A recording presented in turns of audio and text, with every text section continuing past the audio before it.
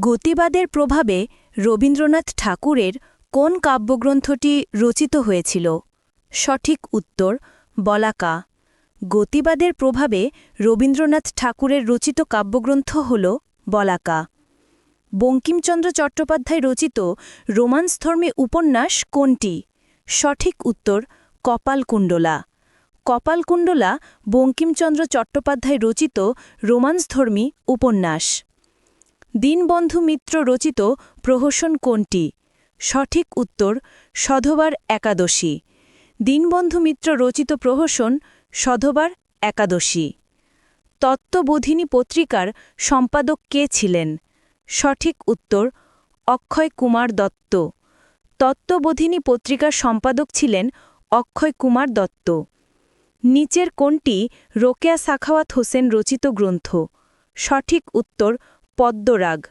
রোকেয়া সাখাওয়াত হোসেন রচিত গ্রন্থ পদ্মরাগ। কাজী নজরুল ইসলাম সম্পাদিত পত্রিকা কোনটি? সঠিক উত্তর ধূমকেতু। কাজী নজরুল ইসলাম সম্পাদিত পত্রিকা ধূমকেতু। রোসাঙ্গ রাজসভার পৃষ্ঠপোষকতায় রচিত হয়েছে কোনটি? সঠিক উত্তর পদ্মাবতী। রোসাঙ্গ রাজসভার পৃষ্ঠপোষকতায় রচিত ছিল পদ্মাবতী। ঈশ্বরচন্দ্র বিদ্যাসাগর রচিত মৌলিক গ্রন্থ কোনটি? সঠিক উত্তর প্রভাবতী সম্ভাষণ। ঈশ্বরচন্দ্র বিদ্যাসাগর রচিত মৌলিক গ্রন্থ প্রভাবতী সম্ভাষণ। জীবনানন্দ দাশ রচিত কাব্যগ্রন্থ কোনটি? সঠিক উত্তর মহাপৃথিবী।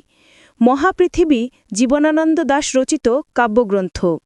শওকত ওসমান রচিত উপন্যাস কোনটি? সঠিক উত্তর জননী।